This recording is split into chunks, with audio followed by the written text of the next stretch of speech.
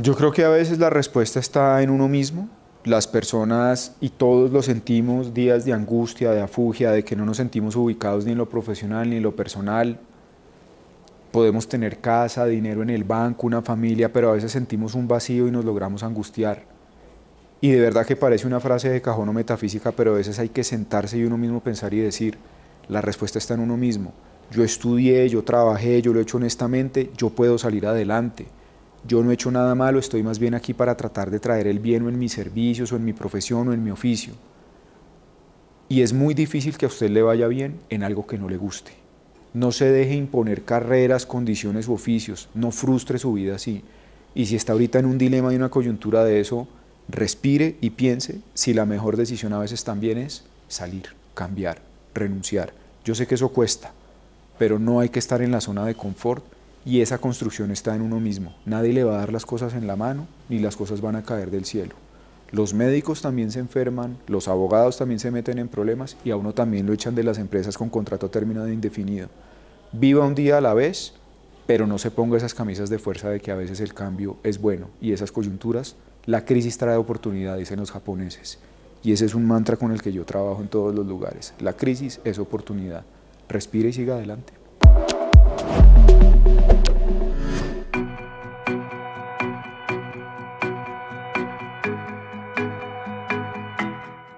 Bueno, sin duda ese es un trabajo muy demandante y muy interesante. Yo de los casi 20 años de ejercicio profesional llevo más de 12 o 15 en el sector público. Entonces haber avanzado hasta esa posición como un funcionario público y un abogado y una persona interesada en el tema pues ejecutivo, sin duda pues ha sido el reto profesional más alto hasta el momento en el Estado. Yo creo que cuando uno llega a ese tipo de posiciones, pues obviamente es porque ya ha construido una carrera en lo público, más allá de los títulos académicos y demás que son meramente requisitos formales. Creo que las personas pues que optan por el servicio público saben al reto que se exponen, a los momentos pues tan difíciles que va a haber. Ya de por sí ese es un trabajo demandante, nadie tenía previsto la pandemia, así que lo hizo aún más demandante. Afortunadamente uno en ese momento pues siente que tiene la juventud, el ímpetu, el tiempo, la posibilidad de hacerlo, pero sobre todo pues la formación personal y profesional. Yo creo que al final del día a todos, tanto en lo público como en lo privado, se nos tiene que medir por los resultados y yo espero que ese sea el juicio histórico que se le haga a uno.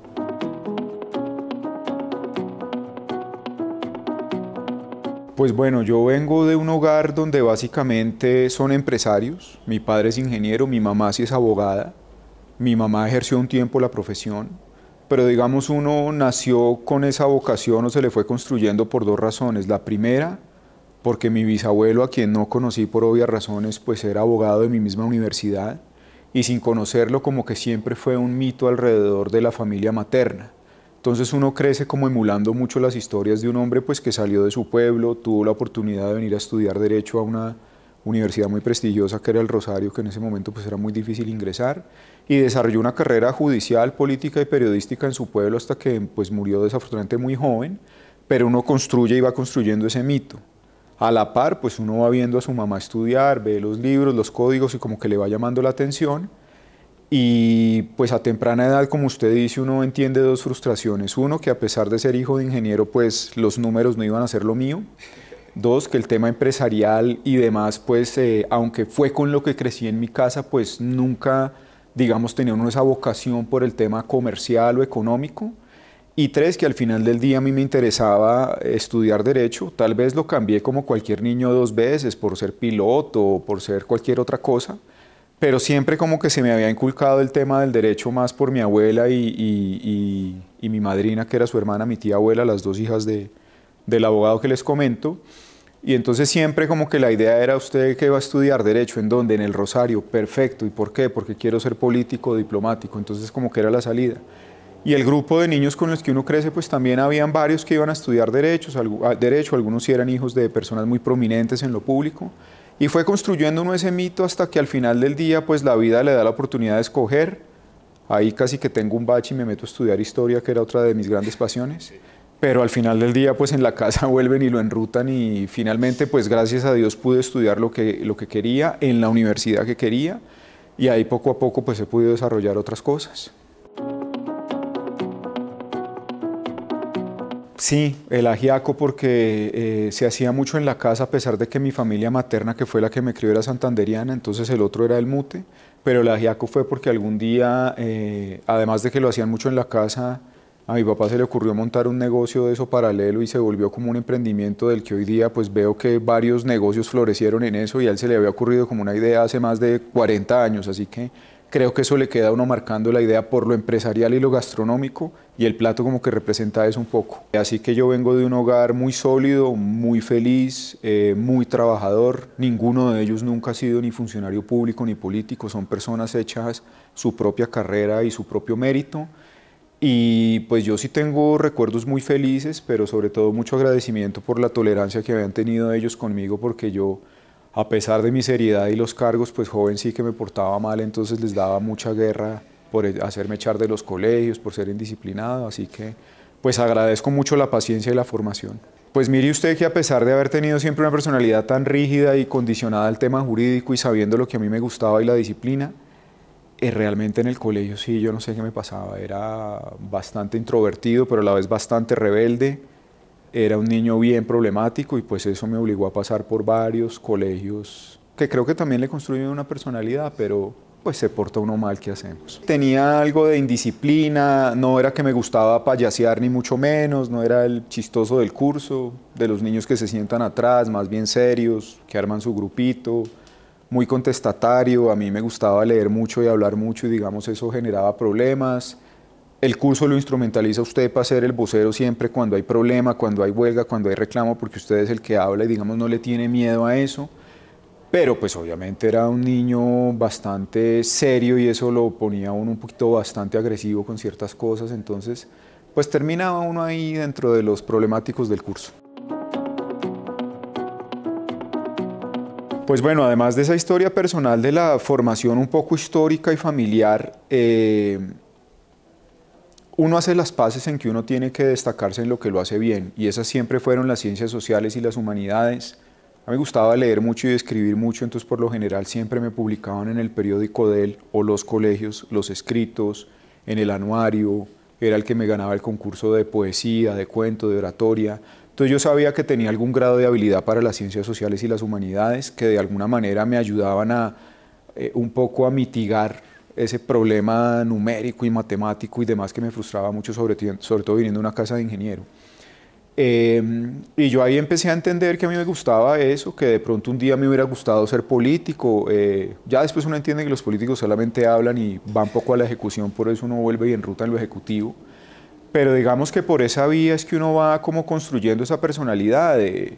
Yo creo que las personas que desarrollan esa habilidad es porque les gusta leer otras cosas o leer más que los demás, les gusta hablar de otras cosas y construyen su propia personalidad, la música, el cine, el arte, otras afinidades que uno pueda tener, y eso va construyendo esa personalidad, que a pesar de que uno tenga unos comportamientos ahí medio retadores y tontos que pueden ser producto de la adolescencia, de la personalidad, pues uno sabe que uno tiene una personalidad fuerte, y también creo que eso se marca mucho desde la infancia quienes tienen como alguna vocación de liderazgo, ojalá un liderazgo positivo ni más faltaba, y ya uno madura, ya uno sabe que el tiempo de hacerse sacar de clase y hacer problemático y armar problema termina cuando usted sale de 11, ya ahí la vida empieza, y afortunadamente yo me prometí eso en la universidad, ser destacado y nunca dar la guerra que di en el colegio, y pues gracias a Dios cumplí.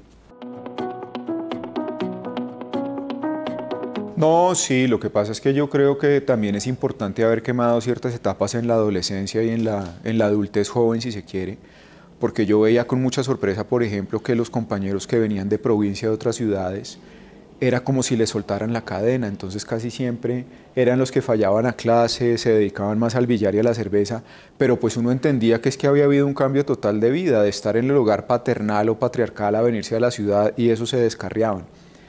Como yo ya me había portado mal en la adolescencia, entonces pues ya uno había probado todo eso, tomar cerveza, fumar cigarrillo, irse a la fiesta, que lo sacaran del salón, darse puñetazos, ya eso está quemado. Entonces pues uno lo sigue haciendo, ni más faltaba, yo en eso ni voy a ser hipócrita ni morrongo, pues claro que uno sale y toma cerveza y a veces escapa a clase y se va para la fiesta. Lo que pasa es que como todo en la vida, la fiesta no le puede ganar al estudio, como la fiesta no le puede ganar al trabajo. Si usted logra comulgar esos dos mundos está perfecto, porque la vida al final del día es un equilibrio. ni monacalmente dedicado al estudio y a leer y esto, porque eso genera grandes frustraciones seguramente, ni totalmente díscolo en el tema libertario de andar tomando trago y festeando, porque si no, no se graduó de la universidad. Entonces, con tristeza uno veía que los mejores alumnos del colegio no necesariamente eran los que se destacaban en la universidad. Las mejores notas de la universidad no necesariamente son los profesionales más destacados. Y también las personas, digamos, que tienen unos vacíos de no construir su propia personalidad, creo que sufren mucho, teniendo yo una personalidad difícil. Pero uno sigue haciendo lo mismo, uno sale. Lo que pasa es que cuando es a estudiar, vamos a estudiar, pasemos el parcial. Recuerdo mucho que cuando tuve esa crisis de los primeros parciales, intenté jugarla, pasarme a ciencia política, y con todo tino mi papá dijo, no señor, usted siempre quiso estudiar ahí, usted siempre quiso estudiar eso, y el trato es el siguiente. Aquí, ¿cuánto es que dura eso? 10 semestres. Aquí llegan 10 recibos de matrícula y en 10 recibos está ese diploma colgado en la pared. Si hay 11, 12, 13, van por su cuenta. Y si se quiere cambiar de carrera, bienvenido a que usted se la pague, pero contra viento y marea, que era en esa universidad, era eso, pues ya la saca, ya no hay vuelta atrás. Y le pasa a uno también esa rebeldía y esa tontería, que pues, no, pues que yo quería ser político o escritor, entonces de pronto ciencia política. Claro, el trato que me hicieron fue haga las dos al tiempo, si quiere. Y al final del día pues también agradezco mucho eso, que no lo hubieran dejado uno salir por la fácil y bueno, haberlo sacado. Pues mire, yo creo que es muy triste, digamos, ver personas que a pesar de su contexto no ven toda la realidad. Nosotros crecimos, nacimos todos y vivimos en un país que no la ha tenido fácil, pero dentro de todas las dificultades de ese país uno empieza a entender que ha tenido cierto privilegio y ha tenido una vida muy bendecida. Primero, porque algo que me enorgullece a mí muchísimo es venir de una tercera generación de profesionales. Mi bisabuelo era abogado, todos mis tíos y mi abuela estudiaron en la universidad con muchísimo esfuerzo, pues viniendo de su pueblo, y eso yo creo que le da a uno la responsabilidad de decir, si ellos la tuvieron más difícil, para uno esto es un privilegio y no puede salir uno con el tema de que va a dejar tirada la carrera o se va a cambiar o se fue a tomar cerveza y le quedó grande. Entonces lo primero, como haber crecido con esos valores. Aquí no, lo importante no es el dinero, así se tenga una buena o mala vida, es la educación. La constante en la casa, como seguramente muchos de nosotros, es la herencia que a usted se le va a dejar, es la educación, entonces aprovéchela. Y tercero, cuando uno ve gente que había tenido que tramitar toda suerte de créditos, estudiar de noche, pasar a fugias, las dificultades entre almorzar y sacar las fotocopias, y uno de alguna manera la tiene fácil, recuerdo con mucho tino también que mi papá me dijo es un día, su trabajo es estudiar, usted estudia de día, y lo único que se espera es que traiga las calificaciones y siga adelante. No le toca trabajar para pagarse eso, si quiere trabajar que eso no distraiga su estudio, y pues nosotros que crecimos, digamos, en la década de los 80 y tocó narcotráfico, carteles, guerrilla, fugias, la mayor cantidad de mis compañeros de curso era el 98, 99, el año 98, 99, proceso de paz, y esto, el país estaba muy, muy difícil. Mis compañeros se tuvieron que ir a vivir a otro país, empieza usted también a quedarse solo. Y también yo creo que un grado de compromiso con su país es decir, no, yo voy a estudiar acá y voy a seguir acá y voy a jugármela acá, sobre todo sabiendo que iba a ser por el servicio público. Entonces yo creo que eso marca mucho, pero uno se empieza a entender. Uno crece en un hogar de clase media o media alta, como sea, pero uno empieza a entender que uno tuvo colegio privado, que uno no hubo que hacer un condicionamiento de las 11 versus el bus, que lo recogía a la ruta, que tenía las 3 comidas al día, que le pedían 5 o 10 uniformes porque los colegios son maravillosos para hacer negocio, pero que había que hacer el esfuerzo, y sobre todo, porque al final del día usted ve a sus papás trabajar de lunes a domingo porque eran dueños de sus negocios, entonces las vacaciones eran un lujo, pero era porque ellos no podían dejar sus empresas.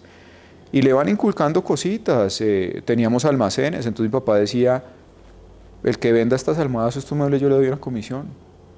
Se iban para la feria del hogar, tenían unos estanes, vaya y pegue calcomanías y reparte volantes y le doy un porcentaje, le doy un premio. Entonces uno empieza a entender que hay gente que la pasa más difícil y eso de alguna manera lo hace ser uno pues más agradecido de lo que tiene, pero dos, tratar de aprovecharlo y retornarlo. ¿Y cómo se retorna? Pues muchos compañeros de derecho querían trabajar en firmas, en bancos, ser millonarios, y está bien, es opción de vida. Muchas veces uno opta por el servicio público sabiendo que va a ganar mal, nada de lo que usted haga será suficiente, a nadie le gusta lo que usted hace, pero usted siente una vocación por eso, es como una manera de devolverlo.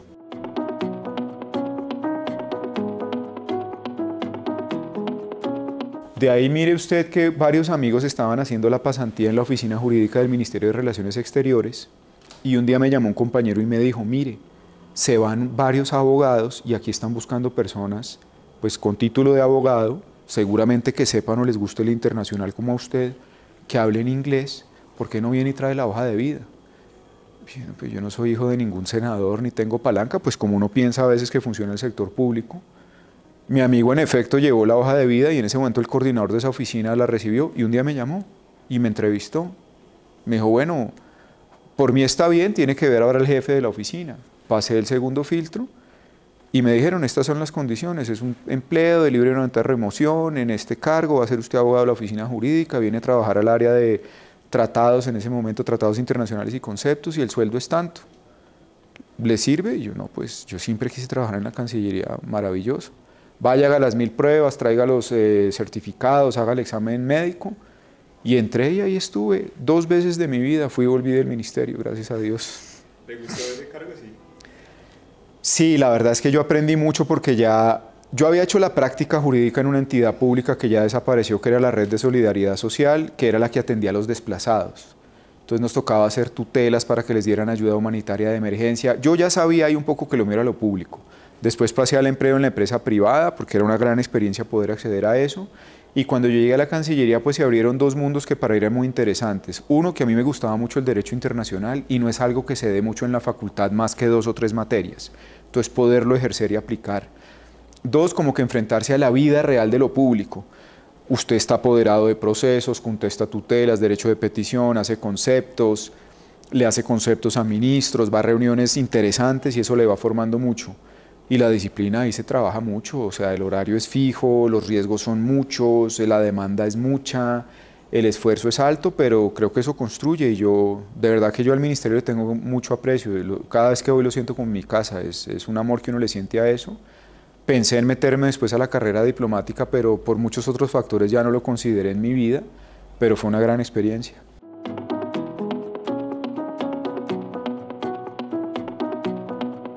Bueno, lo primero, que tristemente a veces en el sector público la gente precisamente da por sentado eso, que usted para construir un perfil tiene que hacer una carrera ascendente y usted se tiene que sentar a mirar su hoja de vida y empezar a ver cómo arrancó de practicante, asistente, abogado, a coordinadora, subdirectora, directora, superintendente, a lo que usted quiera.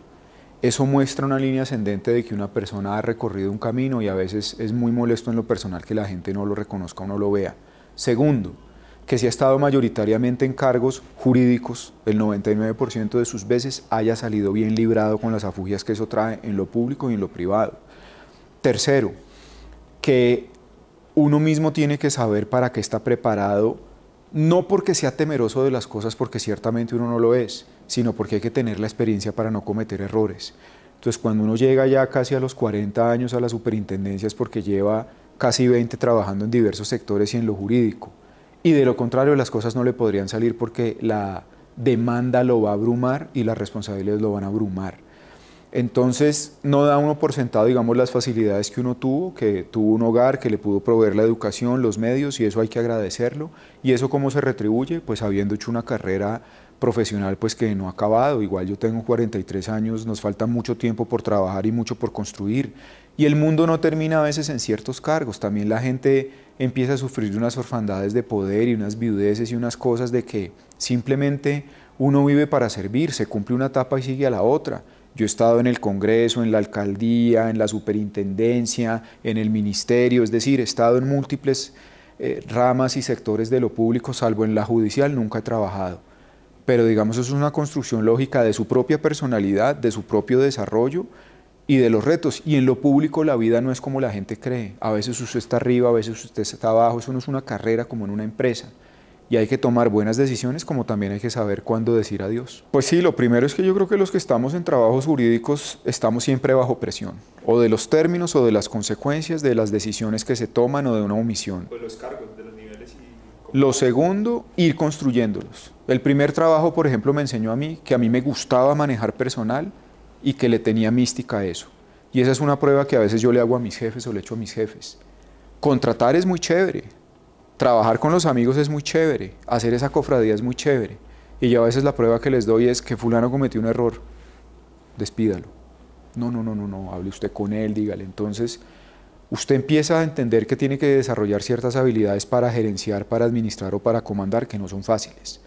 Cuando todo es amistad, todo es recocha, todo es el contrato, todo es deme trabajo, todo es maravilloso. Cuando hay que reprender, cuando hay que tomar decisiones difíciles, ese rasgo de la personalidad usted lo va desarrollando. Tengo amigos sumamente exitosos que siempre han tenido posiciones jurídicas, pero cuando ya se les da algo de administración no lo toman, porque es difícil administrar relaciones humanas, relaciones políticas, relaciones con otros grupos de interés y medios, y hay que tener la cabeza muy bien puesta y sobre todo el equilibrio muy constante. Primero, cuando usted está en ciertos cargos, de no creerse el cuento, porque usted llega a trabajar como si fuera el último día. Puede ser porque casi siempre es de libre nombramiento y remoción. Y segundo, porque puede que usted no haya cometido un error sustancial en su trabajo, dé una entrevista mal, vaya y peleese en el Congreso, o que le enfile un organismo de control o que haya una coyuntura política que amerite su salida. Entonces todos los días hay que llevárselo bien, pero pensar siempre, un día a la vez, y este puede ser mi último día. Así que pues llevémoslo lo mejor posible, porque de pronto mañana cambian las consecuencias. Si a uno lo botan de un trabajo con contrato laboral a término indefinido, imagínese lo que puede pasar en lo público. Entonces ya uno aprende a llevar como esa vida.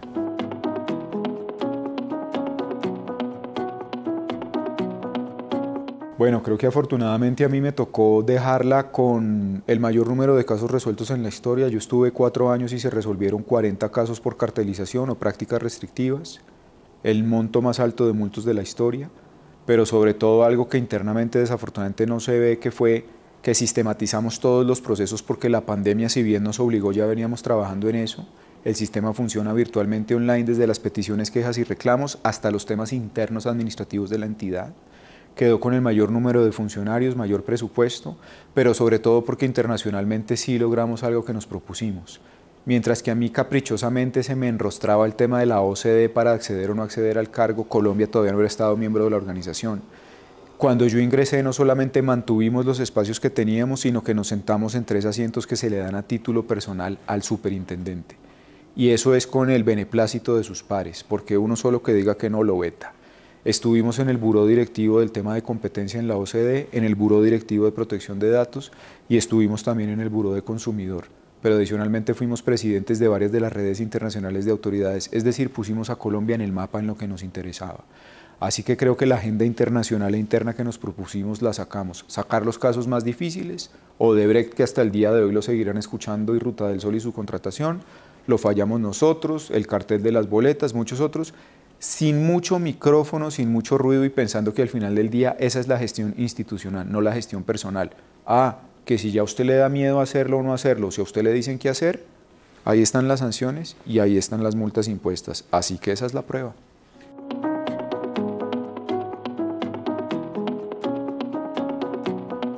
Bueno, lo primero es que, pues obviamente por razones por todos conocidos, creo que la rama ejecutiva y el servicio público para mí y ciertas otras personas va a estar suspendida por un tiempo, desafortunadamente por situaciones políticas y de coyuntura. Independientemente de que, como les conté, uno es parte, digamos, del servicio público y la historia estatal independientemente de su último cargo y las coyunturas que eso da. Lo segundo, porque al final del día, pues yo siempre he sido ese abogado, un simple abogado. O en lo público o en lo privado, como docente en derecho, yo siempre he ejercido mi profesión, vivo de esa profesión. Y tercero, porque pues cuando yo estaba obviamente en la búsqueda de trabajo, pues empieza uno a mirar qué hace. Yo tengo una inhabilidad hasta agosto para litigar o ejercer contra la Superintendencia de Industria y Comercio o en los temas que manejé, que son muy transversales, son muchos.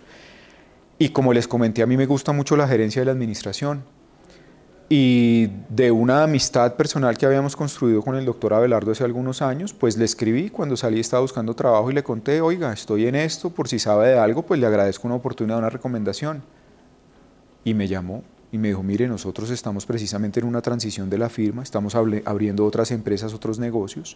Yo me retiré del litigio, pero pues soy el presidente de la junta directiva de la firma y habíamos estado buscando un perfil como el suyo. Entonces cuando me cuenta que está fuera, lo he hablado con mis socios y tenemos una oportunidad que ofrecerle a ver a usted qué le parece. Y en buena hora, porque pues esa coyuntura dio la oportunidad de que ellos estaban buscando y yo también, y con el beneplácito de los señores socios y del doctor Abelardo, pues se me ofreció esta gran oportunidad que es volver, por supuesto, al mundo del derecho, pero desde el ejercicio privado en una firma, en una firma muy grande, muy importante, que en 25 años de historia pues ha construido lo que le cuesta a veces 80 años a otras firmas, y poder ejercer el derecho, que es lo que a mí me gusta, combinado con ¿qué? Pues la dirección general de la firma, temas administrativos, contractuales, de la nueva era, de abrir nuevo portafolio de servicios, de suscribir las alianzas, y eso es un poco lo que me trae a este ejercicio.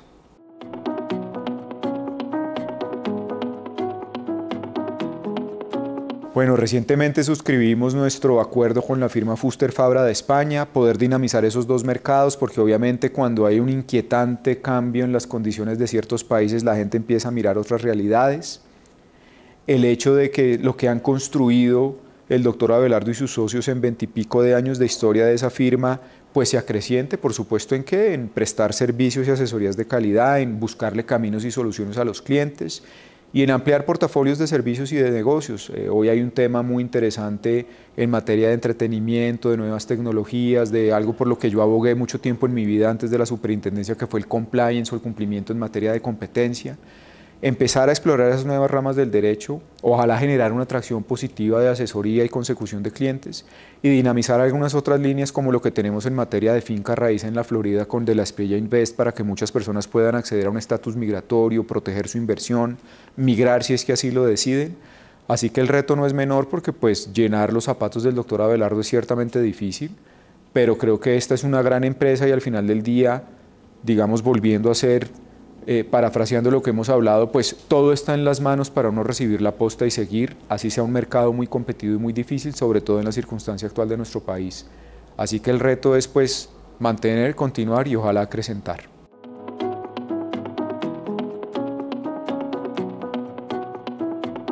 Yo creo que a veces la respuesta está en uno mismo. Las personas, y todos lo sentimos, días de angustia, de afugia, de que no nos sentimos ubicados ni en lo profesional ni en lo personal. Podemos tener casa, dinero en el banco, una familia, pero a veces sentimos un vacío y nos logramos angustiar. Y de verdad que parece una frase de cajón o metafísica, pero a veces hay que sentarse y uno mismo pensar y decir, la respuesta está en uno mismo. Yo estudié, yo trabajé, yo lo he hecho honestamente, yo puedo salir adelante. Yo no he hecho nada malo, estoy más bien aquí para tratar de traer el bien o en mis servicios, o en mi profesión, o en mi oficio. Y es muy difícil que a usted le vaya bien en algo que no le guste. No se deje imponer carreras, condiciones u oficios, no frustre su vida así.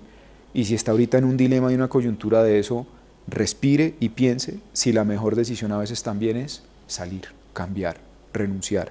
Yo sé que eso cuesta, pero no hay que estar en la zona de confort, y esa construcción está en uno mismo. Nadie le va a dar las cosas en la mano, ni las cosas van a caer del cielo. Los médicos también se enferman, los abogados también se meten en problemas, y a uno también lo echan de las empresas con contrato a término indefinido.